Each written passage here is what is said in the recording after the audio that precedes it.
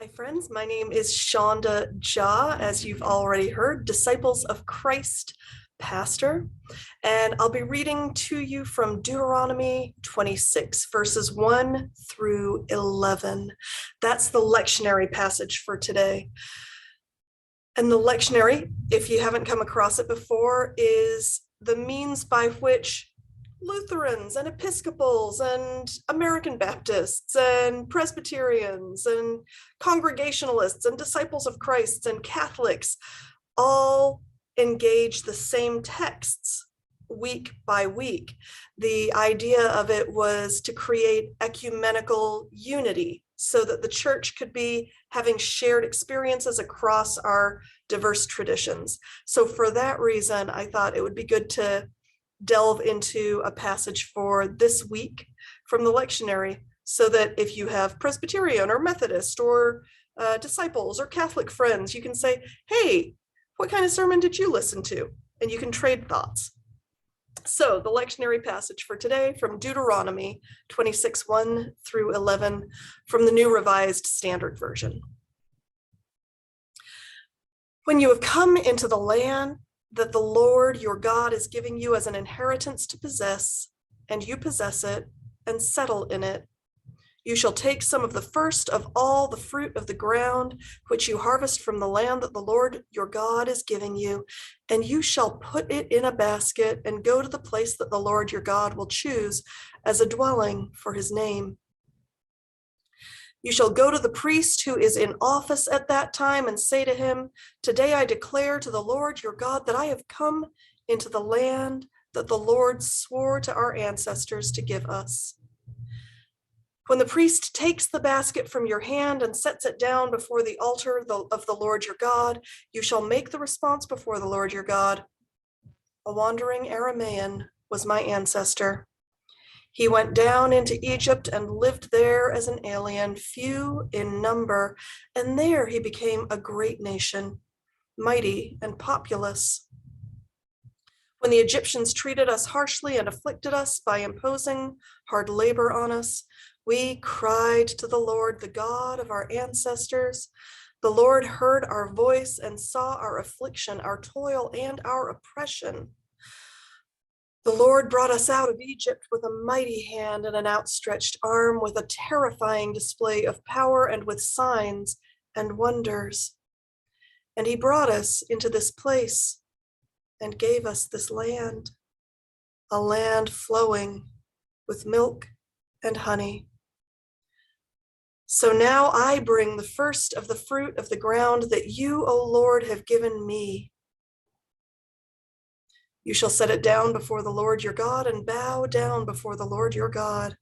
Then you, together with the Levites and the aliens who reside among you, shall celebrate with all the bounty that the Lord your God has given to you and to your house.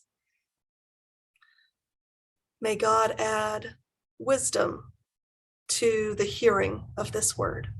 Amen. Will you be with me in an attitude of prayer? May the words of my mouth and the meditations of all our hearts be acceptable in thy sight, O Christ.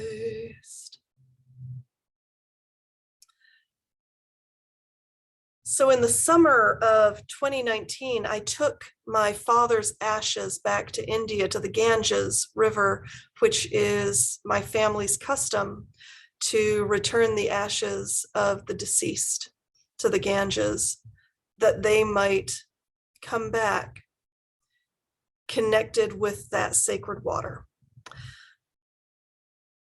Now, as I was visiting, I was picking my family's brains about all the stories of our ancestors. And my eldest cousin pulled me aside and with great joy said to me, you do the work of peace. He knew that I had founded the Oakland Peace Center where I live. And he said, I know that you care about peace. Our ancestors cared about peace too. That's why, although we have lived in Bengal 500 years, you know that we are originally from Bihar. 500 years ago, there was a major conflict in that state.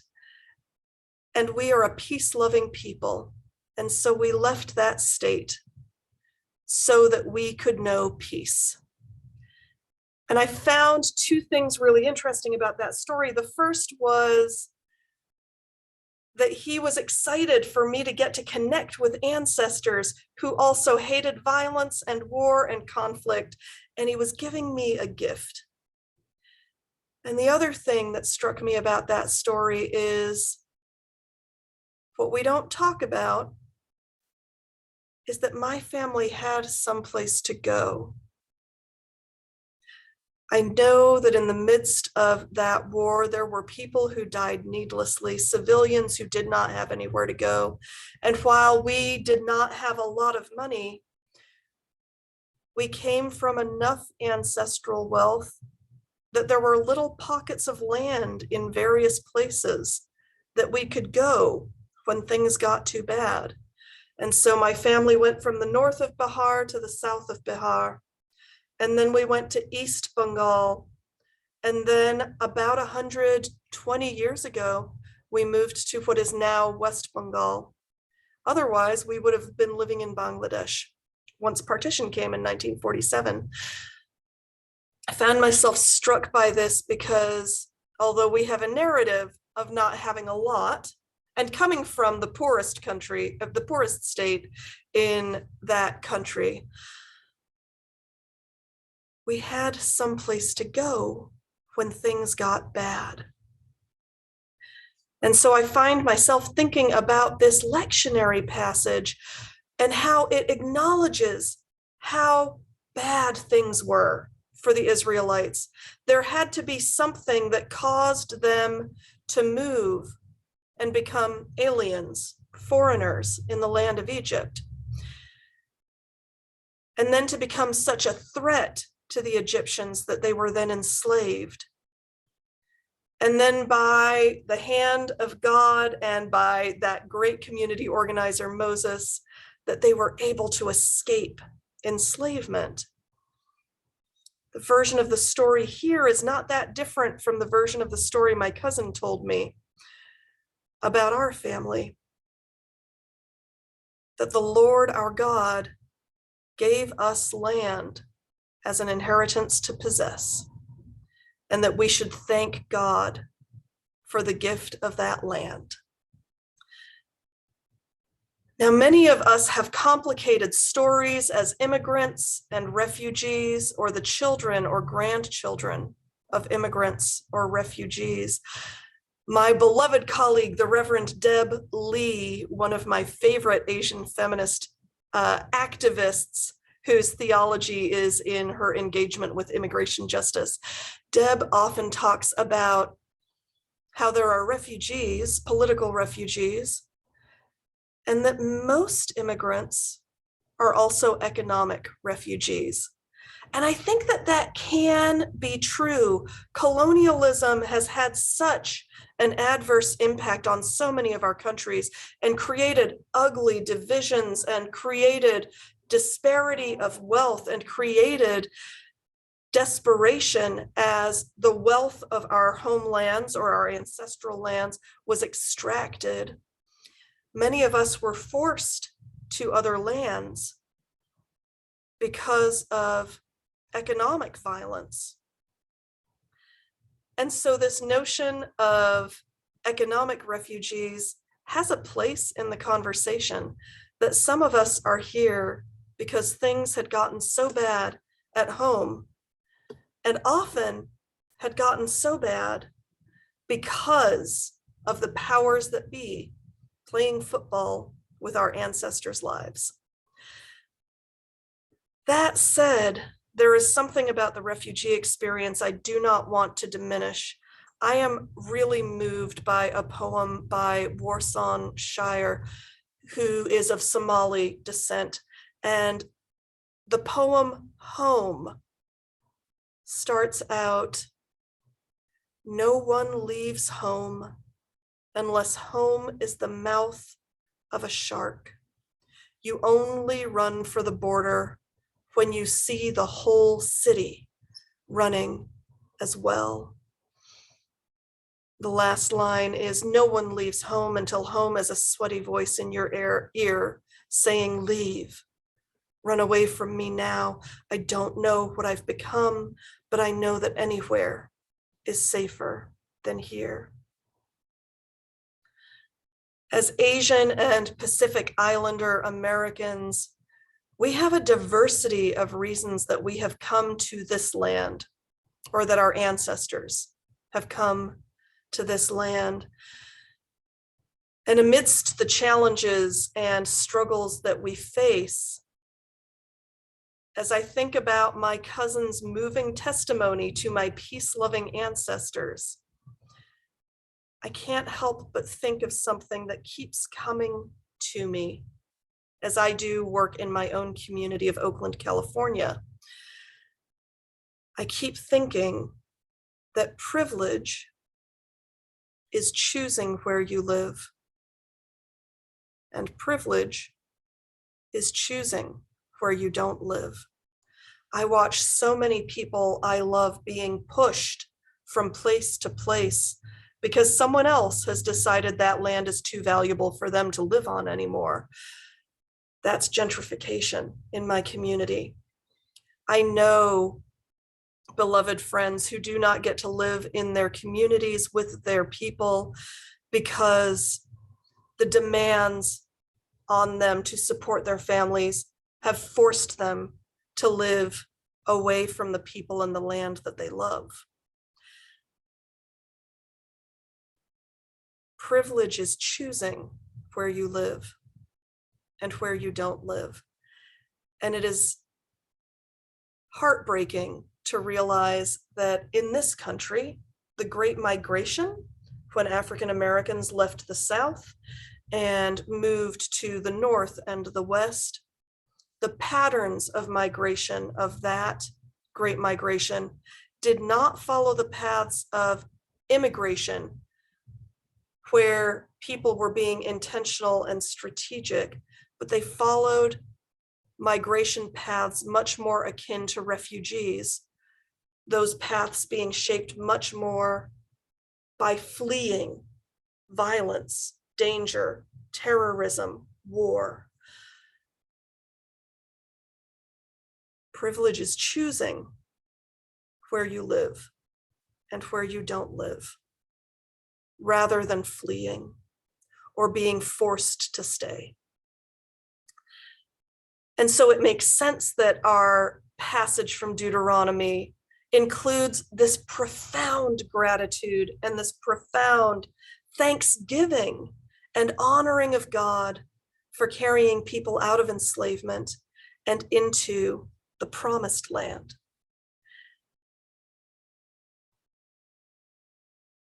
I don't think you can see it on the screen, but when I join regular Zoom meetings, there's a message at the bottom that includes my name, Shonda, my pronouns, she or they, and my location, occupied Ohlone territory, also known as Oakland, California.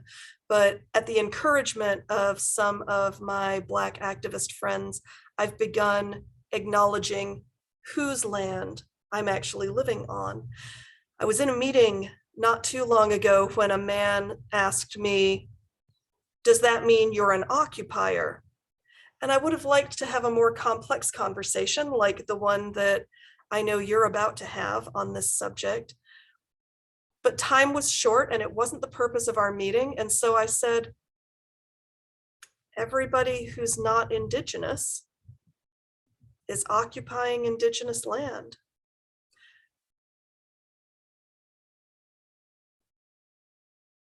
This section of the Bible is incredibly complicated to me as someone who didn't necessarily choose to live here, whose family was pushed here, because without our family moving here, our family in India couldn't necessarily have supported themselves.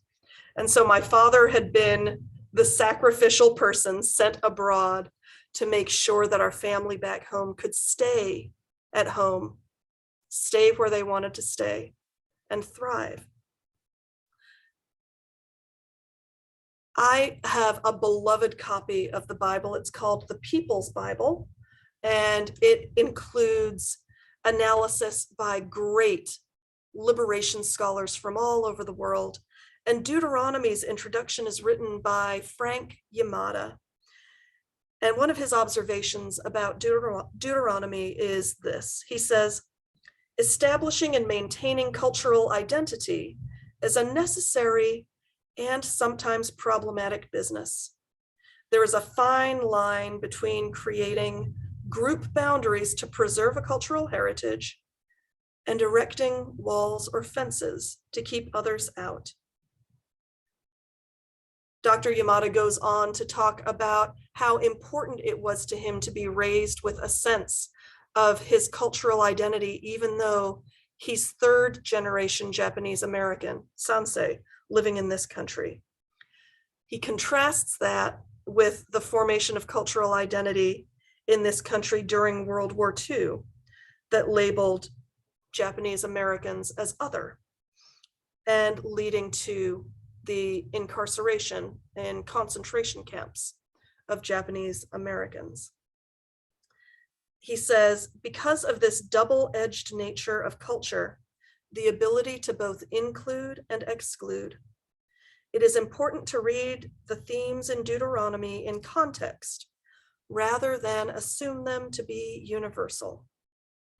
The special nature of a place and people in relationship to their God can quickly turn into a rationale for the expulsion or extermination of a foreign other. I wanted to bring that up because many of my Native American colleagues who have studied the book of Deuteronomy point out that to them it is a horrifying book, along with Exodus in many ways, because the narrative is we came into this land and we occupied it, as if there was no one there of value already. When my Native American friends read Exodus and Deuteronomy, they recognize themselves in the Canaanites, in the Moabites, the people who were forcibly pushed off of the land that was promised to the Israelites. And so I find myself wondering, as somebody in this country, as I look at that passage in Deuteronomy, is this land our inheritance? If it's not too heretical, I want to invite us to try on a different way of engaging this passage. What if, for our generation of Christ followers, some of whom were forced violently off of our land, or whose ancestors were forced violently off of their land, for some of us who did come here in pursuit of a better life, or whose parents or grandparents did, for some of us who were forced here for the survival of our families or for our own survival. What if this land isn't our inheritance from God? What if today our inheritance is the opportunity for relationship with the people of this land? What if we get to do Deuteronomy right?